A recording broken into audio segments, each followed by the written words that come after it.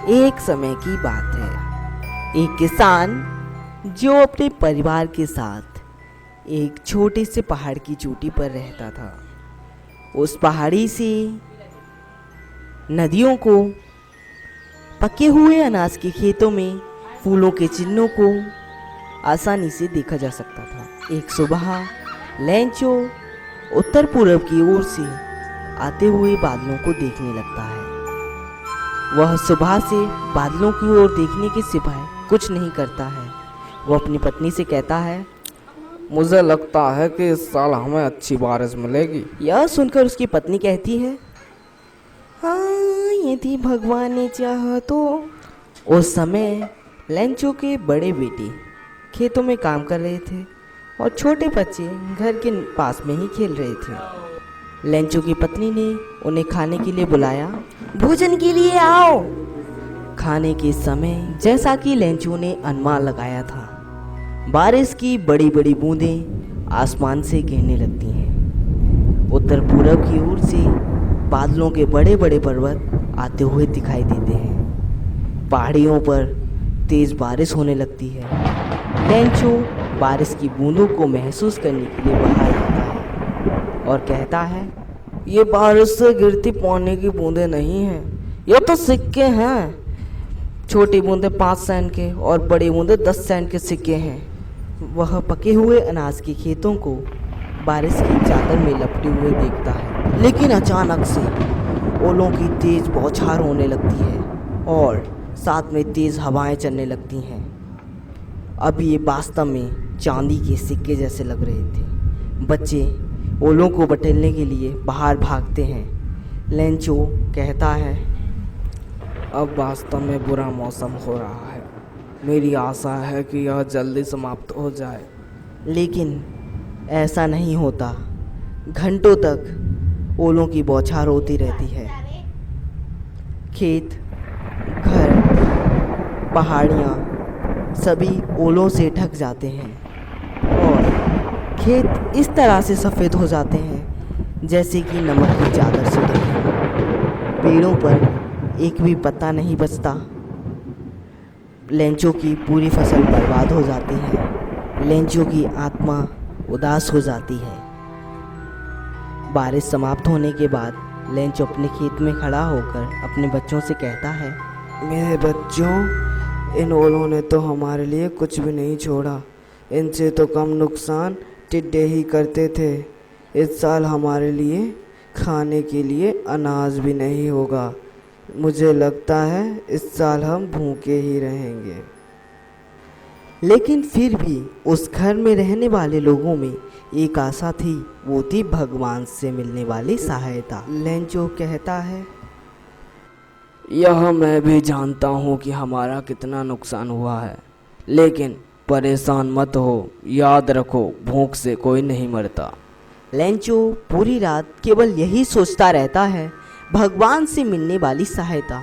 भगवान जिसकी आंखें सब कुछ देखती हैं, यहाँ तक कि मनुष्य के अंदर की गहराई को भी। लेंचो एक बैल की भांति था जो कि दिन भर खेतों में काम करता था, लेकिन फिर भी वह लिखना जानता था। अगले रविवार को वह एक पत्र लिखने लगा जिसे वह खुद ही शहर जाकर डाक पेटी में डालने वाला था। उसने पत्र में लिखा, भगवान, यदि आप मेरी सहायता नहीं करेंगे तो इस वर्ष मैं तथा मेरा परिवार भूखा रहेगा। फिर से खेत में बीज बोने के लिए तथा अगली फसल तक जीवित रहने के लिए मुझे 100 पैसों की आवश्यकता है, क्योंकि ओलों ने मेरी फसल को बर्बाद कर दिया है। लेंचो उसने लिफाफे पर भगवान का पता लिखा, उसमें पत्र डाला और चिंताग्रस्त शहर की ओर चलने लगा। डाकघर पहुंचने पर उसने लिफाफे पर टिकट लगाई और उस पत्र को डाकपेटी में डाल दिया। फिर उस पत्र को एक पोस्टमैन ने देखा। वह हंसता हुआ अपने अफसर के पास गया। पहले तो वह भी खूब हंसा, लेकिन जल्द ही वह गंभीर हो गया उसने अपने जीवन में कभी भी वह पता नहीं देखा था। पोस्ट मास्टर मोटा ताज़ा व सद्भाव वाला व्यक्ति था। उसने पत्र को मेज पर रखा और कहा, कितना विश्वास है इस व्यक्ति के अंदर। मैं भी चाहता हूँ कि मेरे अंदर भी इतना विश्वास हो कि मैं भी भगवान को पत्र लिख सकूं। कहीं लेखक का भगवान से विश्वास न उठ जाए, यह सोचकर उसने अपने कर्मचारियों से कुछ पैसे जुटाए और अपने वेतन का एक भाग उसमें शामिल किया। उन पैसों को उसने लिफाफे में डाला, साथ में एक पत्र रखा जिसमें एक नाम के हस्ताक्षर थे, भगवान। अगले रविवार को लैंकुट पहले से थोड़ा जल्दी पोस्ट ऑफिस पहुंचा और अपने लिए किसी पत्र के बारे में पूछा। पोस्टमैन ने स्वयं उसे पत्र दिया, जबकि पोस्टमास्टर उसे दरवाजे से खड़ा होकर देखता रहा।